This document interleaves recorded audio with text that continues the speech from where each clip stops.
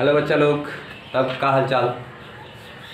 तो आज हमने आप लोगों के लिए सौरमंडल का पार्ट 2 लेकर आया है, ठीक है। जिसमें पार्ट 1 में हमने कुछ इम्पॉर्टेंट जो है डेफिनेशंस के ऊपर चर्चाएं करी थी। आज हम देखेंगे सौरमंडल के 8 ग्रहों के बारे में कुछ इम्पॉर्टेंट पॉइंट को, ठीक है। तो चलिए बिना देरी किए हुए हम शुरू करते हैं और सबसे पहले देख लेते हैं हमारे 8 ग्रह के आखिर नाम हिंदी और अंग्रेजी में क्या क्या है। तो चलिए शुरू करते हैं नाम से। तो सबसे पहला ग्रह हमारा है बुध, यानी कि सबसे पहला किससे पहला भाई, तो सूर्य से सबसे पहला ग्रह, ठीक है, जिसे हम अंग्रेजी में मरकरी कहते हैं। दूसरा है हमारा शुक्र, ठीक है, जिसे अंग्रेजी में वीनस कहते हैं। तीसरा हमारी अपनी पृथ्वी है, जिसे हम अंग्रेजी में क्या कहते हैं, अर्थ, ठीक है। उसके बाद चौथे स्थान पे आता है हमारा मंगल, जिसे हम अंग्रेजी में मार्स भी कहते हैं। 5वें नंबर पे है बृहस्पति, जिसे अंग्रेजी में हम जुपिटर कहते हैं। 6ठे नंबर पे है हमारा शनि, जिसे हम सैटर्न भी कहते हैं, अंग्रेजी में इसे हम सैटर्न कहते हैं। उसके बाद 7वें नंबर पे हमारा आता है अरुण, जिसे हम अंग्रेजी में यूरेनस कहते हैं। और 8वें और अंतिम ग्रह है वरुण, जिसे हम अंग्रेजी में क्या कहते हैं, नेपच्यून, ठीक है। अब बात आता है कि यहाँ पे मैंने एक और ग्रह जैसी चीज़ें बना रखी है, एक्चुअली उसके बारे में भी हम चर्चा करेंगे लेकिन बाद में।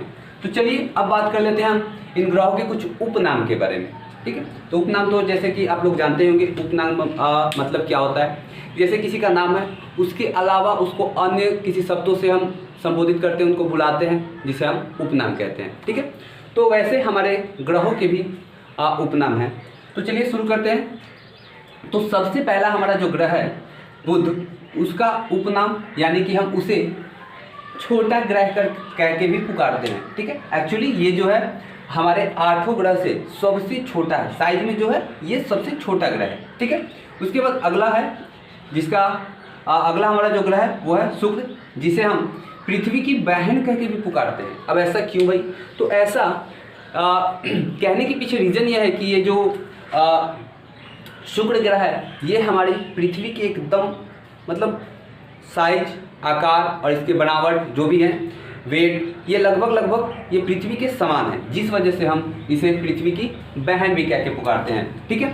नेक्स्ट हमारा अपना घर पृथ्वी है, जिसे हम नीला कह के ग्रह कह के भी पुकारते हैं। अब ऐसा क्यों भाई, तो क्योंकि आप लोगों को पता होगा कि हमारे पृथ्वी के 71% हिस्से यानी कि ज़्यादा हिस्से पे क्या है, जल है, जिस वजह से होता क्या है कि जब कभी भी अंतरिक्ष से पृथ्वी को देखा जाता है तो ये नीला दिखाई पड़ता है, जिस वजह से इसका नाम नीला ग्रह भी रख दिया गया है, या इसे हम नीला ग्रह कह के भी पुकारते हैं, ठीक है। नेक्स्ट है मंगल, जिसे हम लाल ग्रह कह के भी पुकारते हैं। वैसे क्यों, तो इसके पीछे रीजन ये है कि ये मंगल ग्रह जो है इसकी जो सतह की मिट्टियाँ हैं वो सभी क्या है, लाल है, ठीक है, जिस वजह से इसे हम जब कभी भी अंतरिक्ष से देखते हैं तो ये लाल प्रतीत होता है, जिस वजह से इसे हम लाल ग्रह कह देते हैं, ठीक है। अब अगला है जुपिटर, जिसे हम बड़ा ग्रह यानी कि बड़ा ये जो है हमारे सौरमंडल का सबसे बड़ा ग्रह, जिस वजह से इसे हम सबसे बड़ा ग्रह के भी कह के भी पुकार देते हैं, ठीक है।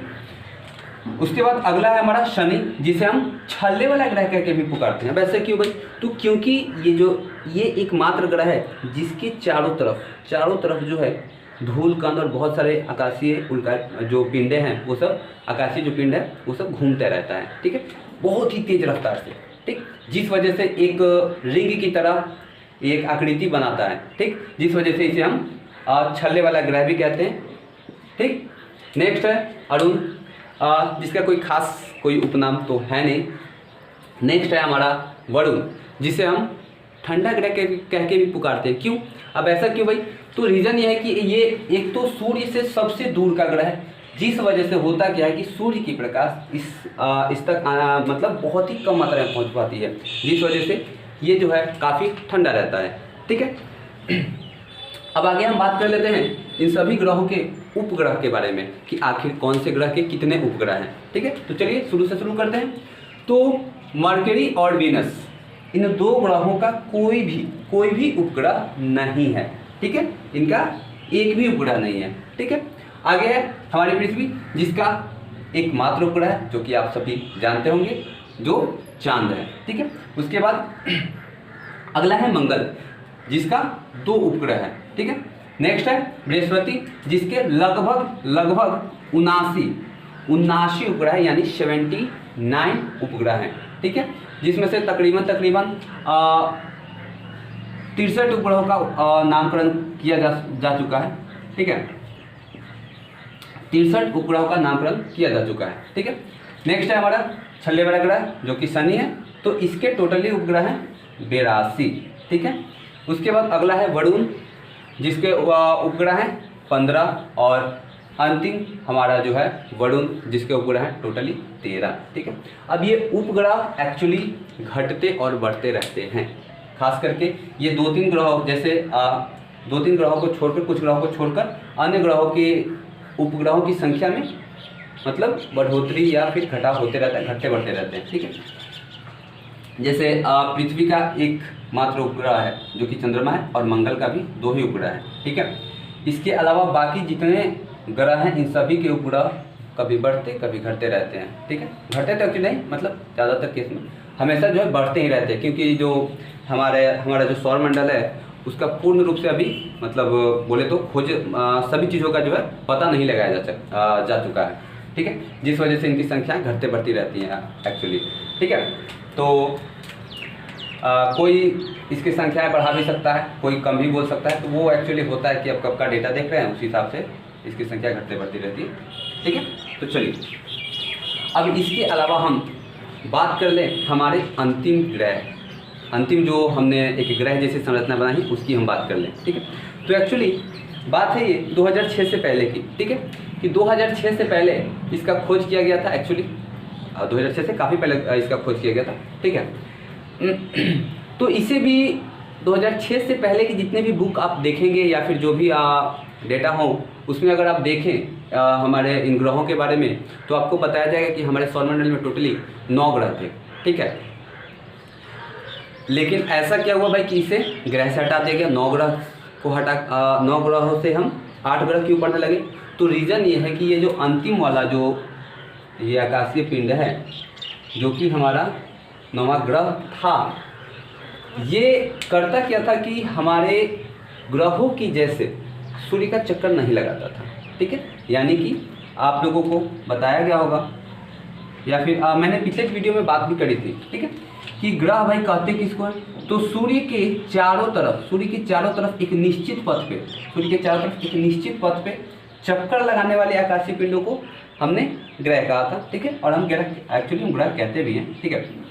लेकिन इसके केस में होता क्या है कि ये भी सूर्य का चक्कर लगाता है, बट ये करता क्या है कि ये जो वरुण है, वरुण को क्या करता है कि ओवरलैप कर देता है, यानी कि ये एक बार जो है इसको काट देता है। जैसे मान ले कि ये हमारा हो गया यम, जिसे हम प्लूटो कहते हैं, ये इस टाइप से क्या करता है कि ऐसे चक्कर लगाता है, ठीक है। और ये यहाँ पे हम मान लेते हैं कि ये हमारा हो गया वरुण, ठीक है, और ये हो गया हमारा यम, जिसे हम प्लूटो में लिख देते हैं, ठीक है। तो ये करता क्या है कि ये भी सूर्य का चक्कर लगा रहा है, बट ये कर क्या रहा है कि वरुण का जो ये कक्ष है, जो परिक्रमा करने वाला जो रास्ता बोले, तो उस रास्ते को कर क्या रहा है कि ये एक बार मतलब ये जो है ओवरलैप यानी कि ये काट रहा है, ठीक है। बाकी इसके अलावा जितने भी हमारे पास ग्रह हैं ये किसी भी अन्य ग्रह के रास्ते को नहीं काटता है, ठीक है। तो इसी वजह से, इसी रीजन की वजह से साइंटिस्टों ने क्या करा कि 2006 में, कब 2006 में इसे ग्रह की श्रेणी से हटा दिया और इसे बौने ग्रह की श्रेणी में रख दिया, और इसे हम अब बौने ग्रह के नाम से जानते हैं, ठीक है। अब आगे हम और भी कुछ चीज़ों पर चर्चा कर लेते हैं। तो और भी चीज़ें हम देख लेते हैं, जैसे कि अब कई बार सवाल किया जाता है कि सबसे गर्म ग्रह कौन सा है, ठीक है। तो अगर दूरी के हिसाब से देखा जाए तो सूर्य से सबसे नज़दीक का ग्रह है हमारा है बुध, तो जाहिर सी बात है गर्म बुध को होना चाहिए, बट ऐसा नहीं है, ठीक है। होता क्या है कि बुध गर्म ना होकर शुक्र जो है सबसे गर्म ग्रह है, ठीक है। अब ऐसा क्यों भाई? तो रीज़न ये है कि बुध के वायुमंडल में कुछ ऐसी गैसेज हैं और उसके अलावा इसके सतह में कुछ ऐसे पदार्थ पाए जाते हैं जिस वजह से ये बहुत ज़्यादा गर्म है, ठीक है। लेकिन ऐसे जनरली देखा जाए तो इसको गढ़ होना चाहिए, लेकिन वो कौन रहा है भाई? शुक्र, ठीक है। तो आप याद रखिएगा, कभी भी बताना हो तो बुध को छोड़कर शुक्र बताना है, ठीक है, सेकेंड नंबर का, ठीक।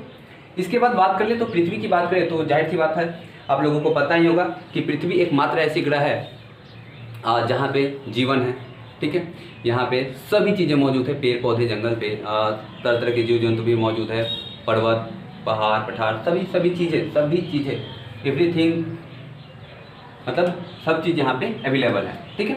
नेक्स्ट मार्स के बारे में हम बात कर ले तो आप लोगों को पता होगा कि अभी हम जो पृथ्वीवासी हैं ये सब क्या करें कि अन्य ग्रहों पे जा के वहाँ चीज़ों की तलाशें कर रहे हैं, ठीक है। जैसे अभी सबसे ज़्यादा जो है यान जो है मार्स पे भेजा जा रहा है। अब ऐसा क्यों भाई? क्योंकि ऐसा साइंटिस्टों का मानना है कि वहाँ पे जीवन हो सकता है, ठीक है, जिस वजह से यहाँ पे ज़्यादा खोज किया जा रहा है, ठीक। यहाँ पे नदियों के होने का प्रमाण भी मिला है, उसके अलावा यहाँ पे पर्वत भी मिला, ठीक है। उसके बाद ऐसा बताया जाता है कि यहाँ के जो वायुमंडल हैं, यहाँ की जो सतह है, वहाँ पे जल होने का भी दावा किया जाता है। लेकिन खैर ये सब आगे रिसर्च की बातें हैं जो कि साइंटिस्ट कर रहे हैं और आने वाले टाइम में हमें इसके बारे में पता चल जाएगा, ठीक है। अब ये जो जुपिटर है, जुपिटर ये तो आकार में सबसे बड़ा ग्रह है, ठीक है। उसके बाद इसके बारे में एक और ख़ास बात है कि इस पर लगातार कई हजारों वर्षों से लगातार तूफान चलते आ रहा है, ठीक है। जैसा कि आप अगर इंटरनेट पे सर्च करके इसका पिक्चर देखें तो आपको कुछ राउंड सा दिखेगा, ठीक है। ऐसे सतह के ऊपर कुछ ऐसे राउंड सा कुछ ऐसा दिखेगा, जो कि ब्राउन कलर ब्लैक कलर ऐसे मिक्स करके वो है। तो ब्राउन कलर का आपको दिखेगा राउंड सा ऐसे, तो वो एक्चुअली दर्शाता है यहाँ के इस सतह पे बृहस्पति के सतह पे चलने वाले जो भूकंप कह रहा वहाँ पे चलने वाले जो तूफान को वो दर्शाता है, ठीक है।